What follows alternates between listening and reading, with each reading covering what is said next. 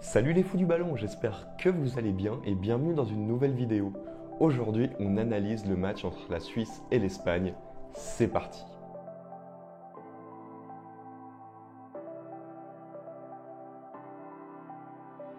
Ah là là, quelle frustration en tant que Suisse. Ce match, qu'est-ce qu'il était difficile à regarder pour moi. Comme vous pouvez le remarquer, j'ai plus beaucoup de voix. Je suis allé regarder ce match dans un bar. Ça m'a fait plaisir de réavoir un petit peu cette atmosphère un petit peu fanzone. C'était vraiment chouette. Du coup, mon analyse sera peut-être un petit peu moins euh, précise que d'habitude parce que j'ai pas pu voir le match dans les meilleures conditions, on va dire, pour être totalement objectif et analyser le match parfaitement. Je vais quand même essayer de retirer quelques points de ce match, quelques points clés. Et évidemment, on va revenir sur le carton rouge un peu après. Mais commençons déjà par les compositions. Côté suisse, aucune surprise, hein. Évidemment, notre capitaine Granit Xhaka était absent, suspendu. C'est Denis Zakaria qui va prendre sa place. On le sait, c'est un joueur qui a été beaucoup blessé avec Mönchengladbach cette année, mais ça reste un joueur de grand talent. C'est un des meilleurs joueurs de l'équipe de Suisse et il a plutôt prouvé qu'il avait un très bon niveau car il a fait un match plutôt solide. Côté espagnol, ce 4-3-3 habituel, le retour de Busquets à la place d'un Rodri qui n'avait pas totalement convaincu lors du dernier match. On reparlera aussi un petit peu de Busquets un peu plus tard, mais donc pas beaucoup de surprises d'un côté et de l'autre, c'est des formations attendues. Et le scénario du match était plutôt attendu avec une Espagne qui allait garder le ballon et une Suisse qui allait, sur ces quelques petits moments de possession, essayer d'être très direct et aller poser des problèmes à la défense espagnole. Malheureusement, le plan de jeu suisse, on n'a pas eu le temps de le voir réellement à l'œuvre, voir ce qu'il allait donner réellement, parce qu'il y a ce fait de jeu dès les premières minutes, ce but contre son camp du malheureux Denis Zakaria, une frappe détournée, Yann Sommer ne peut rien, 1-0 pour l'équipe d'Espagne. Et là, on se disait, ça peut être très compliqué pour cette équipe de Suisse. Et ça s'est vu dans les minutes qui ont suivi. L'Espagne a monopolisé le ballon. La Suisse n'arrivait juste pas à toucher le ballon. Et quand elle le touchait, elle avait beaucoup de peine à sortir ce ballon de sa zone. Elle avait beaucoup de peine à enchaîner 2, 3 passes. Là, vraiment, un Granit Xhaka a vraiment manqué. C'est un joueur capable justement de casser un pressing adverse par son intelligence de jeu, par son sang-froid. Et là, on est beaucoup passé ou par nos pistons, que ce soit Widmer ou Tsuber, qui ont été très bien annihilés par les ailiers adverses, ou par nos deux milieux centraux, Zakaria ou Freuler, et les deux, c'est des joueurs qui aiment beaucoup se projeter, mais c'est des joueurs qui sont peut-être un peu moins bons pour jouer dos au but, dos à l'adversaire, pour recevoir un ballon et essayer de le relancer proprement. Et ça, c'est vu. Cette Suisse avait beaucoup de peine à sortir le ballon et on finit en fait une mi-temps sur 25% de possession de balle suisse, quelque chose comme ça. Donc vraiment très peu. Mais d'un autre côté, l'Espagne en fait n'a pas réellement été dangereuse pendant ces 45 minutes. Elle mène 1-0 sur un coup du sort, mais sinon il n'y a pas eu beaucoup d'occasions espagnoles, si ce n'est aucune. Et on se disait, bah, ce plan de jeu suisse, il tient. Il suffirait peut-être d'un petit exploit, d'un petit miracle et peut-être d'une meilleure animation côté suisse pour sortir le ballon. Et cette Suisse aurait les armes, aurait les capacités pour mettre en danger cette équipe espagnole.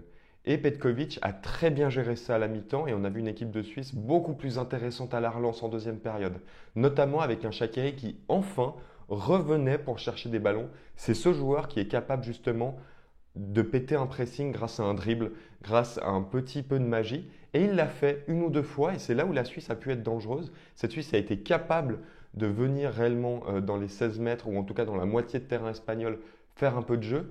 Et l'Espagne avait beaucoup plus de peine à faire son jeu, l'Espagne avait beaucoup plus de peine à être maîtresse du ballon. Et naturellement, on va dire, enfin plutôt naturellement, la Suisse égalise par un but de Shaqiri. Un peu heureux ce but évidemment, parce qu'il y a eu ces ballons un petit peu contrés, une mésentente entre les défenseurs espagnols. Mais tout de même, un joli but de Xherdan Shaqiri qui remet en fait les deux équipes à égalité, un partout. Et là, vraiment, on sentait que ce momentum pouvait passer côté suisse. La Suisse arrivait à faire déjouer cette équipe espagnole qui n'était réellement pas dangereuse. Quand elle avait le ballon, ça redevenait un peu une caricature de cette Rora qui fait tourner le ballon, mais qui ne veut pas mettre de la verticalité dans son jeu, donc elle ne crée pas réellement d'occasions dangereuses. Un jeu très stéréotypé au final. Et cette Suisse, très courageuse, très intéressante, et qui osait justement se découvrir sur des contres. Et on se disait, bah, ça pourrait très bien tourner à l'avantage de la Nati. Malheureusement, bah, il y a ce fait de jeu, ce carton rouge sur Raymond Freuler, carton rouge direct à la 77e minute. Dites-moi dans les commentaires ce que vous pensez de ce carton rouge. Personnellement, je le trouve très sévère. Il y a faute, il y a carton jaune, mais ce n'est pas un carton rouge direct. Ça me semble hallucinant. En plus, dans un quart de finale d'Euro, donner un carton rouge sur ça. Alors oui, il y a un trop-plein d'agressivité. Alors oui, aussi, il tacle un petit peu avec les deux jambes en avant. Mais ce carton rouge me semble très très très sévère et tue quand même le spectacle. Parce que du coup, la Suisse n'avait plus du tout les armes à 10 contre 11. Elle n'avait plus les armes pour aller réellement déranger cette équipe d'Espagne. Et le seul espoir que la Suisse avait, c'était de tenir jusqu'au tir au but. Et la Suisse l'a magnifiquement fait. C'est 40 minutes, 45 minutes entre le carton rouge et les tirs au but, en passant du coup par les prolongations. La Suisse l'a tenu au trip avec une équipe espagnole qui a réussi à se créer des occasions, certes. Mais alors premièrement, Yann Sommer a été monstrueux, il mérite une statue, il a fait des très beaux arrêts. Mais tout de même, les arrêts, ce n'est pas sur des occasions ultra franches. L'Espagne n'a pas été spécialement dangereuse. Elle a eu le ballon, elle a créé des choses, mais ce n'est pas des grosses occasions. Et c'est ça aussi qui fait la différence, c'est que cette Suisse a été là, a défendu à 10 évidemment pendant tout le match, pendant toute cette prolongation, mais l'Espagne, à nouveau, c'est un jeu un peu stéréotypé où il n'y avait pas encore assez de verticalité d'après moi. Et les occasions, il y a eu une ou deux occasions vraiment nettes, mais ça s'arrête là. Et pour le temps, j'ai l'impression que l'Espagne a dû avoir 90% de possession de balle sur cette prolongation. Bah, c'est assez mince le nombre de réelles occasions franches que l'Espagne a eues. Il y a eu beaucoup d'occasions où finalement c'est des centres captés par Sommer, beaucoup de choses ratées de la part espagnole. Et au final, bah, on arrive dans cette séance de tir au but. Et pour moi, bah, je me disais, bah, les Suisses ont ce momentum, ont réussi justement à tenir, à pas craquer face à cette équipe espagnole qui a dominé mais qui n'a pas non plus totalement convaincu en dominant. Et malheureusement, bah, la loterie cette fois est allée à l'avantage des Espagnols avec un Unai Simons qui lâche deux très beaux arrêts, les deux fois sur son côté droit, sur des frappes à ras de terre. La Suisse moins heureuse que face à la France. Et du coup, l'Espagne passe. Ça me fait toujours mal au cœur, mais la Suisse sort la tête haute. La Suisse a montré énormément de belles choses, que ce soit face à la France avec son exploit, ou même sur ce match face à l'Espagne, où elle a vraiment été intéressante, où elle s'est battue avec ses armes et elle n'était pas loin de réussir à faire tomber un autre très gros. Bravo tout de même à l'Espagne, qui mérite sa victoire, il faut le dire. Elle a dominé, après à 11 contre 10, elle a fait le jeu pendant tout le long. Elle mérite sa qualification, mais ça fait un petit pincement au cœur parce que moi, en tant que Suisse, j'aurais adoré, ça m'aurait fait rêver de voir la Suisse en demi-finale. Mais c'est comme ça, c'est le foot et c'est aussi pour ça qu'on aime le foot. On n'est pas toujours heureux dans le résultat final. Bref, on va passer quand même au top et au flop de chaque équipe. Honneur aux gagnants, honneur à l'Espagne. Mon flop, ça reste Alvaro Morata. Encore une fois, il n'est pas décisif, Morata. Il n'est pas juste dans ses placements.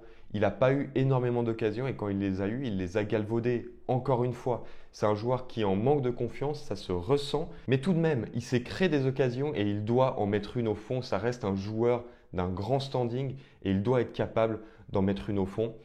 Si l'Espagne va en prolongation et n'arrive pas à mettre ce deuxième but, c'est en grande partie à cause d'Alvaro Morata qui a quand même beaucoup galvaudé sur ce match. Côté top, je vais donner mon top au seul tireur espagnol qui a raté son penalty, Sergio Busquets, que j'ai trouvé excellent et très très juste dans tout ce qu'il a fait. C'est vraiment lui qui gère, qui organise le pressing de cette équipe espagnole. Et l'Espagne, avec ou sans Busquets, c'est pas la même Espagne. Et il montre encore aujourd'hui qu'il a les jambes, qu'il est excellent. C'est aussi un meneur de jeu reculé, il lâche des super ballons. Je trouve qu'il a fait un très gros match, Sergio Busquets, et donc c'est lui mon top. Côté suisse, mon flop, bah, malheureusement, c'est Haris Seferovic. On a essayé de le trouver aussi avec des ballons longs, Seferovic, où on essayait d'exploiter son jeu dos au but, son jeu en tant que pivot. Alors effectivement, il scoltine des grands défenseurs, Pau Torres, Aymeric Laporte, ça d'accord, mais tout de même, il n'a pas réussi grand-chose, il n'a pas eu une seule occasion, il n'a pas réussi à s'en créer non plus. Il n'était pas dedans, un match compliqué pour lui, hein, on ne va pas non plus lui sauter dessus, c'est une Suisse qui a eu une seule occasion du match. Mais voilà, j'espérais qu'il puisse créer quelque chose. Et bah, en fait, la défense a été tellement forte, le milieu de terrain a vraiment bien tenu. Donc c'est l'attaque qu'il faut critiquer et ça tombe du coup sur Haris Seferovic. Mon top, je vais quand même mettre Petkovic. Petkovic m'a impressionné, pourtant je ne suis pas du tout un grand fan de cet entraîneur. J'ai beaucoup de peine avec ce qu'il apporte à cette équipe de Suisse. Mais sur cet Euro, il m'a beaucoup impressionné, surtout sur les deux derniers matchs. Et là, ces ajustements tactiques, que ce soit à la mi-temps ou même quand on est à 10 contre 11, les ajustements sont très très justes de Petkovic. Si la Suisse a tenu, c'est en grande partie grâce à son coach. Bravo à lui. Pas grand-chose d'autre à dire. Pour moi, il a vraiment été excellent au niveau de son coaching. Il a fait à peu près tout juste sur ce match en tout cas. Voilà pour cette analyse, j'espère qu'elle vous aura plu. J'espère que ma voix un petit peu cassée ne vous aura pas trop embêté. Dites-moi en tout cas dans les commentaires si vous êtes d'accord avec mes tops, mes flops, mon analyse en général. Et n'oubliez pas aussi de lâcher un petit like, ça fait toujours plaisir. En tout cas, j'ai hâte de vous lire dans les commentaires et je vous dis à tout bientôt pour une prochaine vidéo. Ciao!